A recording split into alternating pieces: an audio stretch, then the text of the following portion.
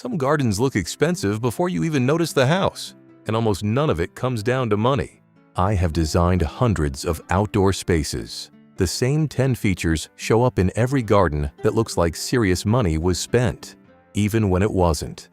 10 design features that change how your garden is perceived, starting with number 10. Number 10. Clearly defined edges. Let's start with the one that costs almost nothing and changes everything immediately. Walk up to any garden that looks well kept and look at the edge where the lawn meets the border. If that line is crisp and clean, the garden looks intentional. If it is soft and uneven, the garden looks neglected.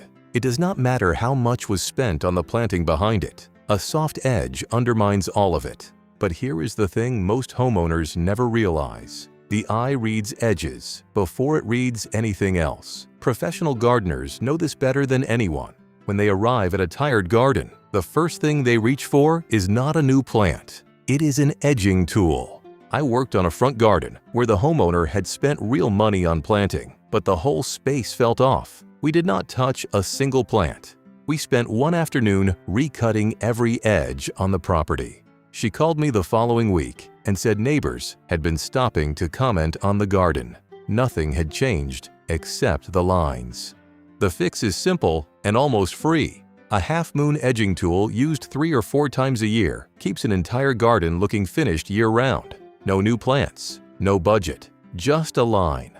The next one at number 9 is the mistake I see in almost every garden that looks like it was designed by someone who changed their mind every few years, because it usually was. Number 9. Consistent materials throughout. The fastest way to make a garden feel cheap is to use too many different materials. Brick edging in one corner, slate somewhere else, gravel that changes color halfway down the path, timber beside concrete beside terracotta. Each one might look fine on its own, but together they create visual noise. And visual noise reads as unplanned. But here is the thing. Expensive gardens almost always rely on 1 or 2 materials repeated everywhere. The same stone on the path, the patio, and the steps. The same edging around every bed. That repetition creates coherence. And coherence looks designed. Designed looks expensive. Every time. I worked on a garden where the budget was genuinely tight. Nothing new was going in. We spent the day identifying what materials were already working and removing everything that did not match. Mismatched edging came out. A section of different colored gravel was replaced with what was already on the path. That was it. The result looked twice as valuable. Same space, same plants, same size, just consistency. The fix costs less than most people think. Identify the 1 or 2 materials that look best, then replace everything that does not belong with more of what does. Number 8 is about a mistake that wastes more money than almost anything else in garden design, and it comes from trying to do too much rather than too little. Number 8. Statement: planting in the right positions. Expensive gardens do not always have more plants. They have stronger decisions about where the important plants go. The mistake most people make is spreading their budget across many small plants. The result looks busy, but has no impact. The eye lands everywhere and settles nowhere. But here is the thing about how the eye works in a garden. It is always looking for somewhere to rest. One well-chosen plant placed exactly where the eye naturally falls changes everything. A multi-stem birch near a seating area, a mature olive beside a front entrance, a clipped topiary form at the end of a sightline. I was asked to assess a garden where the homeowner had spent thousands on planting over several years and still felt it looked ordinary. The borders were genuinely full, but there was not a single moment where the eye stopped. We removed a third of the smaller plants and brought in one large multi-stem specimen for the main view from the house. The homeowner told me it was the first time the garden had ever felt designed. The fix is straightforward. Before buying another small plant, ask yourself where the eye lands when you step outside. Then put the best thing you can afford exactly in that spot. one statement plant in the right position does more than 20 small ones scattered across a space. Number 7 is the feature most gardens completely ignore, and it means the space disappears for half of every single day. Number 7. Lighting that works after dark. Most gardens disappear completely at night. The sun goes down, the garden switches off, and that is roughly half of every day gone. Expensive gardens do not disappear. But here is the thing most people get wrong. The goal is never brightness. Brightness kills atmosphere instantly. What you are looking for is layers. A soft uplight at the base of a tree. Subtle path lights that guide without glaring. Warm light near seating that makes the furniture look inviting even from inside the house. I visited a garden where the homeowner had added 6 bright white floodlights mounted high on the back wall. At night, the whole space looked clinical. Every shadow was gone. We replaced them with 4 warm-up lights and 2 low-path lights. The homeowner said she started eating outside in the evenings for the first time since moving in. The fix is to plan lighting in 3 layers before any paving goes down. Retrofitting cable routes afterward is expensive. General coverage, feature uplighting, and warm ambient light near seating. Every source at 2700 Kelvin or warmer. Get that right, and the garden feels completely different after dark. Number 6 adds something no amount of planting or paving can replicate, and it works on the brain in a way most people never consciously think about. Number 6. A water feature with moving water. Still water can look decorative. Moving water changes how a garden feels entirely. But here is the thing most people underestimate. The brain responds to the sound of water before it consciously registers anything else. It draws you toward it and simultaneously masks everything beyond the garden boundary. Traffic, neighbors, background noise. Moving water makes a garden feel further from everything than it actually is. I specified a modest wall spout for a small urban courtyard backed onto a busy road. The whole feature cost under $400. Before it went in, traffic was clearly audible from every part of the garden. After it went in, the homeowner told me she had stopped noticing the road entirely. The fix is simple. Choose moving water over still wherever the option exists. Keep the sound gentle. Water should be heard, not dominated by. Even a small feature changes the experience of a space completely. Number 5 is one of the oldest design tools in existence and something you can implement this weekend for almost nothing. Number 5. Symmetry and repetition. The eye loves pattern. The eye loves order. The eye physically relaxes when it finds rhythm in a space. But here is what most homeowners miss. Symmetry does not require a large garden or a large budget. 2 matching pots either side of a front door. The same plant repeated at intervals along a border. Identical clipped forms flanking a seating area. Each of these communicates the same thing. This was designed, not assembled. I walked a client through her front garden and she asked why it never looked quite right. When I looked at the entrance, there was 1 pot on the left side of the door and nothing on the right. We added a matching pot with the same plant. She texted me a photo the following morning. The whole front of the house looked different. The fix is to audit your garden for imbalance. Anywhere the eye expects a pair and finds only one.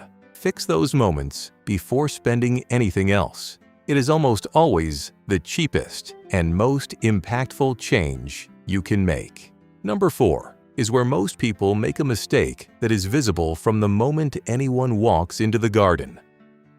Number 4. Quality pots and containers at the right scale. Containers reveal quality faster than almost anything else in a garden. There is nowhere to hide with a pot. The 2 mistakes people make most often are always the same 2: wrong material and wrong size. But here is the thing about scale most people never get told. The single most common mistake is buying pots too small for the space. A pot that feels slightly too large in the garden center will almost always look exactly right at home. I assessed a garden where the homeowner had invested heavily in planting and paving, but the space felt unresolved. When I looked at the containers, 4 of them, all different sizes, all different materials. They were creating clutter rather than quality. We replaced all 4 with 2 large matching stone effect containers at either side of the main seating entrance. Same budget spent differently. The garden looked professionally designed.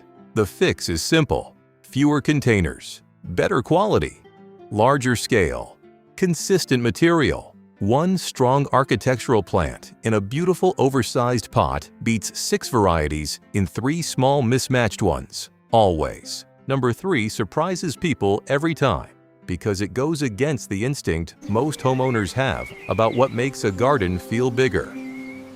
Number 3. Garden rooms and defined spaces. One large open garden often feels smaller than a garden that has been carefully divided. The reason is simple. When you can see everything at once, there is nothing left to discover.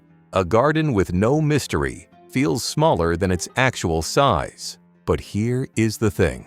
The divisions do not need to be expensive. A low hedge, a simple archway, a step between 2 areas, a pergola that frames a view. What matters is that moving through the garden feels like a sequence of different experiences. I worked on a long, narrow garden where the homeowner felt the space was too small to do anything with. We divided it into 3 sections using a low hedge and a timber arch. 6 months later, the homeowner said the garden felt twice the size. It had not changed physically at all, but because you could not see all of it from one point, it felt like there was always more to explore. The fix is to identify where one long sightline could become 2 or 3, then use the simplest intervention to create the division. It costs far less than most people expect. Number 2 signals value more clearly than anything money can buy quickly, and it is the reason some gardens command attention the moment you see them. Number 2. Mature or semi-mature planting. Nothing signals value in a garden like time, and nothing communicates time like a mature plant. A tree with a canopy wide enough to sit beneath, a hedge at full height and density, a climbing rose that has covered an entire wall for years. These things cannot be rushed or faked. But here is the thing most people overlook. You are not just buying a plant, you are buying the effect it has on everything around it. Even one semi-mature specimen makes surrounding planting look more established than it actually is. Everything near something mature starts to feel like it belongs in the same story. I specified a single semi-mature multi-stem tree for a garden that had been freshly planted and looked raw. The tree cost the equivalent of about 15 smaller plants. Once it went in, the whole garden looked established for years. The homeowner asked me afterward why nobody had told her to do this first. The fix is to redirect a portion of your planting budget into 1 or 2 semi-mature specimens rather than spreading it across many small plants. One well-placed mature tree changes the scale of everything around it from the day it goes in. Number 1 separates gardens that look expensive all year from gardens that only look expensive in summer. Number 1. Strong structure underneath everything. Walk through a beautifully planted garden in July. Borders full, everything in flower, the whole space alive. Now picture that exact same garden in January. But here is the thing. If the structure is there, clipped hedges, topiary forms, defined paths, changes in level, the garden still looks considered in January. The bones are visible, and the bones are good. If the structure is not there, what you see in January is bare soil and empty space. The illusion falls apart completely. Structure is what professional designers spend most of their time thinking about, not the plants, not the colors, the bones. Because the bones determine everything else. I was asked to look at a garden the homeowner described as beautiful in summer and depressing in winter. When I visited in February, the problem was immediate. Lovely planting, but not a single piece of structure in the whole space. No clipped forms, no defined hedging, nothing. Without the flowers, there was nothing. We added a clipped hedge along the main border, 3 topiary balls at key positions, and redefined the path edges. The following February, the homeowner sent me a photograph. The garden looked genuinely good in winter for the first time. The fix is to audit your garden in its worst season, not its best. If the honest answer is empty and shapeless, structure goes in before anything else. Every dollar spent on structure gives more back than the same dollar spent on planting, without exception. That is what good bones means, and it is what changes how a property is perceived in every season, every year. Look, if you watch this and recognized one or two of these in your own garden, do not panic. Most of these are straightforward to address. Some cost almost nothing. The common thread through all 10 is the same. It is not about spending more money. It is about making better decisions with what is already there. Cleaner lines, fewer materials. Which one would make the biggest difference in your garden right now? Drop it in the comments. I read every single one. If this gave you something useful, subscribe. There is a lot more coming from the Garden Company. I will see you in the next one.